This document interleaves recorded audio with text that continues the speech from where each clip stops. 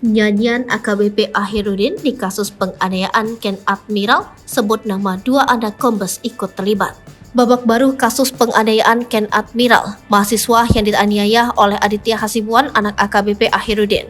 AKBP Ahirudin yang juga tersangka kasus penganiayaan Ken Admiral menyebutkan jika ada anak komisaris besar polisi terlibat dalam kasus penganiayaan tersebut adalah Muhammad Kasmal Salipuh anak Muhammad Rendra Salipuh, mantan Kapolres Binjai, mantan Dansat Brimob Polda Kepri yang kini sedang mengikuti pendidikan Sespimti Polri. Fakta itu terungkap saat proses rekonstruksi. Dalam rekonstruksi yang digelar di Polda Sumut, Kasmal menjadi saksi penganiayaan yang dilakukan Aditya Hasibuan terhadap Ken Admiral. Dalam reka adegan, dia orang yang membonceng Aditya Hasibuan saat mendatangi, menganiaya Ken Admiral di SPBU di Jalan Gagak Hitam, Ring Road Medan pada 21 Desember 2022.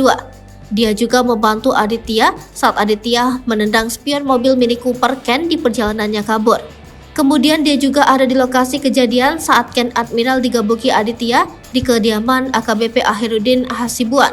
Bahkan Kasmal sempat meminta agar Ken menyerah saat posisinya dihajar Aditya Hasibuan. Tak hanya Kasmal, ada pula anak polisi lainnya. Kemudian Sirio, pria yang awalnya mengaku sebagai abang Ken Admiral, mengaku sebagai anak Dirsamapta Polda Aceh, Kombes Misbahul Munawar. Ken Admiral lanjut Ahirudin merupakan keponakan Kombes Edi Priyadi yang kini juga sedang mengikuti pendidikan Sespimti Polri. Sementara Aditya Hasibuan sendiri merupakan anaknya yang berpangkat AKBP Ahirudin Hasibuan. Dengan adanya anak-anak polisi yang terlibat dalam pusaran kasus ini, AKBP Ahirudin mengaku sedih.